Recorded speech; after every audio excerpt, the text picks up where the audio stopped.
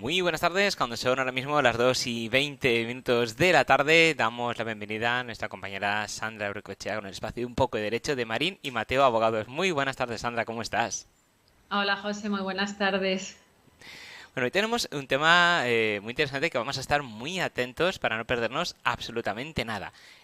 Cuéntanos, ¿de qué vamos a hablar hoy?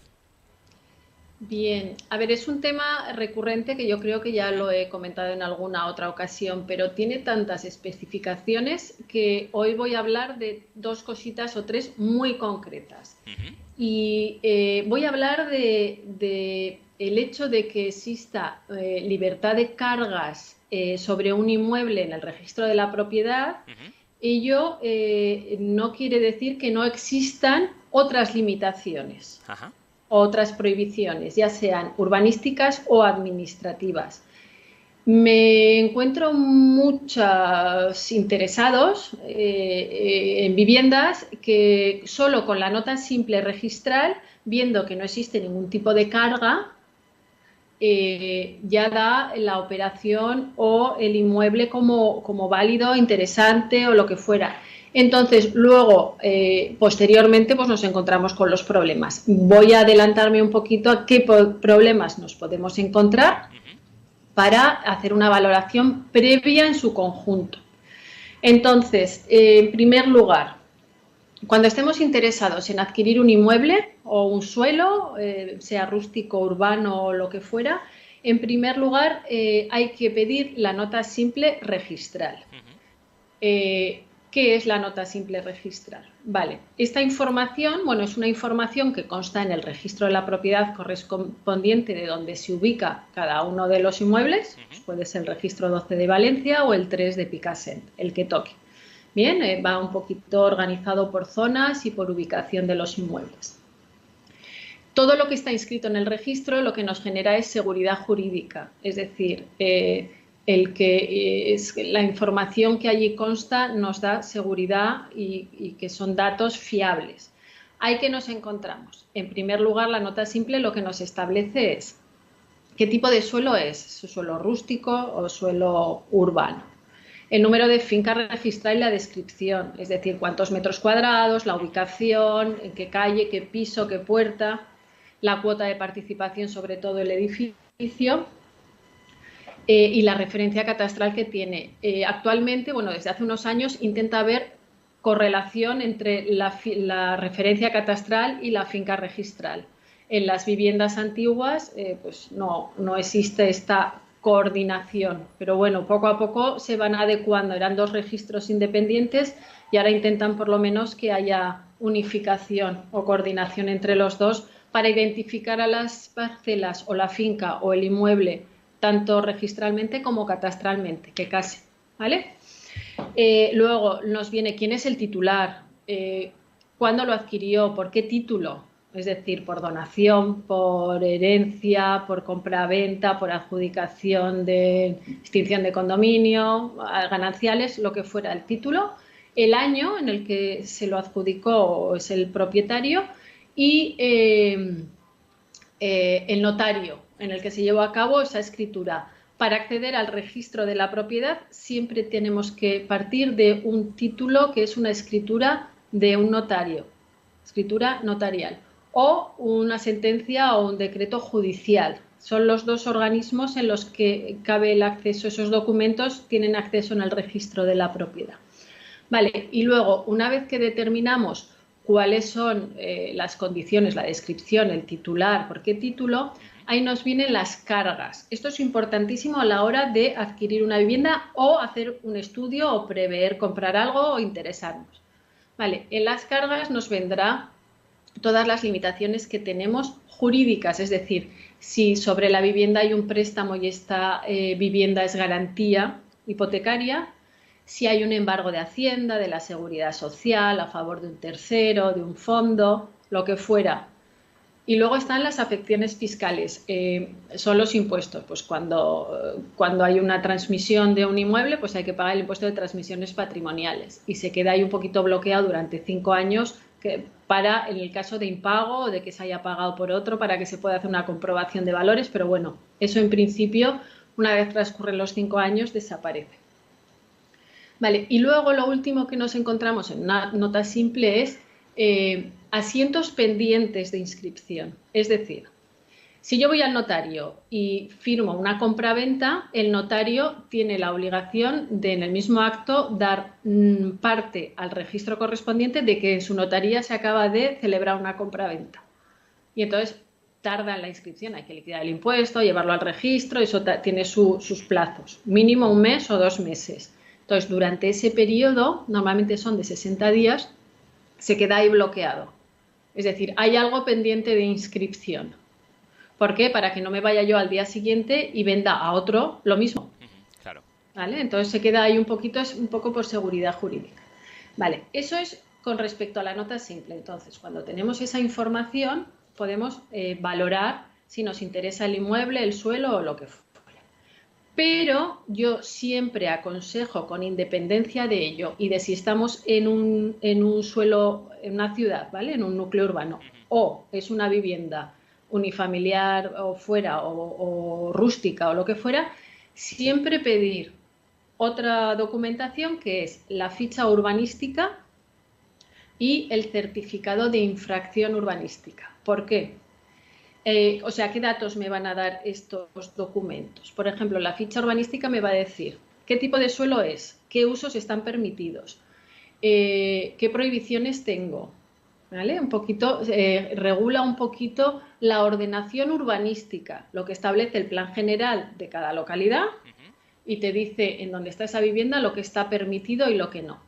Y pido siempre también de forma paralela el certificado de no infracción urbanística, es decir, que no haya un expediente en el que algo esté mal hecho urbanísticamente y haya una orden de demolición o de reintegración a como estaba antes o lo que fuera. Entonces, con esos documentos yo ya sé urbanísticamente si voy a tener alguna limitación o no. Por ejemplo, es más fácil con un ejemplo. Bueno, no me voy a meter en zonas. Una zona de una ciudad grande, en la que hay un plan general de ordenación urbana y hay una vivienda de 6 alturas, por ejemplo, ¿no? Y a mí me interesa el 6.º piso. Pero me voy al plan general y en esa zona solo se permite, por ejemplo, bajo más 4 alturas. Y el edificio tiene ya 15, 16 o 20 años. Y voy al registro de la propiedad y me viene la descripción, todo perfecto, ¿vale? Entonces no hay ningún problema. Pero cuando yo pido la ficha urbanística me va a decir que según el plan general actual, esa altura no está permitida. Por lo tanto, está fuera de ordenación. Lo que pasa es que como ya tiene tiempo y no se inició un procedimiento administrativo de infracción urbanístico en su día, se consolida. Es fuera de ordenación, pero consolidado por la edificación. Y entonces yo voy a poder vivir en la vivienda y no voy a tener ningún problema. Ojo, limitaciones. ¿Qué limitaciones voy a tener? Cuando quiera pedir una licencia para reformar o rehabilitar todo el edificio, no me la van a dar porque no cumplo la normativa, estoy fuera de ordenación. O si pido la cédula de segunda ocupación, puede que no me la den porque estoy fuera de ordenación. Entonces, voy a ver muy limitada la disposición que tengo de ese inmueble y solo me van a permitir o van a dar licencias para el mantenimiento, ¿vale? Para mantenerlo de forma salubre, lo que fuera, pero no voy a poder cambiar ventanas, cambiar estructura, ampliar, remodelar la terraza, hacerme un cerramiento, lo que fuera. Todo eso no me van a dar autorización. Eso en los pisos. Ya si nos vamos a suelos rústicos y todo eso, también estará todo totalmente limitado. ¿Vale? Entonces, ahí sí que es importante. Y eso no está en la nota simple. Y además luego tendrá otras connotaciones. Por ejemplo, a la hora de... si ese edificio colapsa, por ejemplo, pues tendremos problemas porque no tengo los mismos derechos que tiene el del segundo o el tercero, que sí que están dentro de la legalidad urbanística. ¿Vale? Y eso se da en ciudades en las que a veces te fijas, hay zonas en las que las viviendas son de 3-4 alturas, todas iguales, y de repente aparece un edificio así grande. ¿Vale? Y entonces ahí ves que hay algo no cuadra, porque ¿por qué no son todos altos o no tienen todos 6 alturas? ¿vale? Entonces, en ese caso, solo con verlo ya sabes que va a haber algún problema urbanístico. Vale. Y luego otra cosa muy importante a la hora de comprar, pero aparte de comprar, yo me refiero al antes de comprar, antes de decidir si me interesa, si me es rentable y si antes de hacer cualquier oferta Ujú. de compra o de comprometerme con un contrato de reserva, de contrato de arras o lo que fuera. Vale, otra cosa para mí muy importante es saber el destino que le voy a dar a ese inmueble. Si yo me quiero comprar un piso para invertir y lo que quiero es explotarlo como vivienda turística, Ujú. ¿vale? Tengo, en primer lugar, que conocer la normativa autonómica y municipal, si la hubiera, de las viviendas turísticas. ¿Por qué? Porque antes no estaba regulado, cada ayuntamiento pues bueno, iba fijando normas o ordenanzas, pero a día de hoy está, por el boom que ha habido, muy limitado. Hay ciudades en las que ya no dan licencias turísticas, se quedan las que están, y hay otras que están muy limitadas a un edificio, que solo sea en el primero, en esta zona sí, en esta no. Y entonces, claro, si yo lo que quiero saber es qué oferta voy a hacer y qué uso le puedo dar a la vivienda, ahí tendré que estudiar la normativa municipal o autonómica con respecto a los usos. Si lo que quiero es montar un despacho de abogados, por ejemplo, Ujú. y me quiero ir a no sé qué zona, pues tendré que ver si en el sexto es solo uso residencial privado o puedo darle el uso de establecimiento o Ujú. despacho profesional o lo que fuera. Vale, entonces, una vez tengamos todos estos, Ujú. toda esta información que nos viene de distintos organismos, ahí es cuando habrá que hacer una valoración.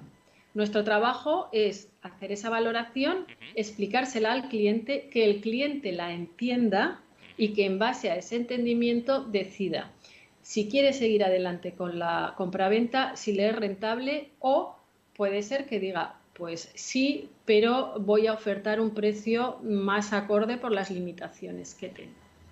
Ese es un poquito el trabajo en conjunto que entiendo que hay que ver a la hora de pensar en comprar algo. Ujú. Y cuéntanos, Sandra, ¿quién solicita todos estos documentos? Bien, pues todos estos documentos, en principio, si hay una agencia inmobiliaria, lo que solemos hacer es solicitar a la agencia inmobiliaria que consiga o que solicite en nombre del propietario todos estos documentos, ¿vale? Que sería la nota simple registral, que esa se puede acceder cualquier persona, ¿vale? Es registro público, información a terceros. Ujú. Pero el certificado oficio urbanística y el de infracción urbanística normalmente lo tiene que solicitar el titular, el propietario. Ujú. ¿Vale? Entonces, unos documentos se solicitan en el registro de la propiedad correspondiente y otros en el ayuntamiento en el que esté radicada la vivienda o el suelo o la parcela o lo que fuera. Ujú. Y luego ya el estudio de la normativa autonómica, pues es o autonómica o municipal a través de las ordenanzas municipales que actualmente están todas publicadas un poquito en las páginas web de cada ayuntamiento. Pero bueno, si hubiera alguno que no lo tuviera publicado, pues es solicitarlo en el ayuntamiento y ya está. Ujú. Y en el caso de que se derrumbara el edificio, ¿qué consecuencias tendré si mi piso está fuera de ordenación? Vale, a ver, ahí por ejemplo, he visto edificios turísticos en zonas de veraneo Ujú. maravillosos en los que se venden por una cantidad alta, ¿vale? Un precio alto, pero cuando pides la ficha urbanística lo que te encuentras es que está fuera de ordenación. ¿Por qué? Porque ha cambiado el plan general. Entonces, ¿esto qué conlleva? Que de momento, como os he explicado, se consolida por la edificación y no hay ningún problema, ¿vale? Lo puede usar y todo con las limitaciones que tenga. Pero ¿qué pasa si el edificio colapsa, se cae? Ujú. Claro, yo ya he perdido todos mis derechos porque cuando se vuelva a construir habrá que construir conforme a la nueva normativa urbanística, al nuevo plan general. Por lo tanto, si en ese ejemplo que os he puesto antes el edificio solo permite un bajo más 4 alturas y yo tengo el sexto, nunca voy a poder construirme el sexto que tenía. ¿Vale? Entonces, toda mi inversión y todos mis derechos se han volatilizado. Ujú. Y en el caso, por ejemplo, de indemnizaciones de seguro, que, por ejemplo, una casa que da a pie de costa, que no tendría que estar allí, hay un temporal, la tira fuera, ¿el seguro podría beneficiarnos o no? ¿Podría A ampararse ver, de que esa fuera la ordenación y no cubrirnos? podría no cubrirlo, ahí ya depende un poco de cada seguro, igual que nos pasará con los bancos. Ujú. Si yo esa vivienda la quiero poner como garantía del préstamo que voy a pedir para poder comprar la vivienda y está fuera de ordenación y pasa lo del tema del colapso, o sea, ¿qué garantía le doy al banco? Ninguna, porque si hay algún problema, ¿qué derechos tienen ellos sobre el inmueble que ha desaparecido? Entonces, hay muchos bancos ahora que cuando se están fuera de ordenación urbanística, aunque sean edificios bien consolidados, en zonas prime, lo que sea, Ujú. pero están fuera de ordenación, directamente ellos no te dan el préstamo. O sea, no es que no te den el préstamo, esa garantía no vale. Entonces, ojo, porque nos estamos encontrando también muchos casos en el despacho de situaciones así en las que se hace el estudio, la nota simple va bien, el tema urbanístico, bueno, le hago mucho caso, me voy a pedir el préstamo y al firmar el contrato de arras se da una señal importante, me voy a firmar el préstamo y el banco me dice que no me lo concede porque esa vivienda está fuera de ordenación. ¿Vale? Y entonces, claro, o he condicionado el contrato de arras a la obtención del préstamo Ujú. o si no pierdo las arras que he entregado. Claro. Claro, entonces ojo porque pienso que son muchas cosas que hay que hilvanar un poquito para comprar con seguridad. Claro, pues si siempre recalcamos que cada caso es particular y hay que verlo con detalle, en este caso pues muchísimo más en concreto. Si alguno de nuestros oyentes, Sandra, pues tuviera dudas sobre la situación de ese inmueble o quiere comprarse un inmueble y no sabe exactamente qué hacer ni en qué situación se encuentra, ¿cómo pueden contactar con vosotros como expertos que sois del tema para que le asesoréis? Bien, bueno, somos Marín y Mateo Abogados. Tenemos despacho con sede en Valencia, pero tenemos también en Madrid y en Barcelona. Ujú. Y nuestra web es www.marinimateoabogados.ex. Podéis contactar con nosotros a través del email info@marinimateo.com o a través de nuestro teléfono fijo, que es el 96 320 2876. Y nada, intentaremos asesoraros por lo menos lo más completo posible, sobre todo en este campo.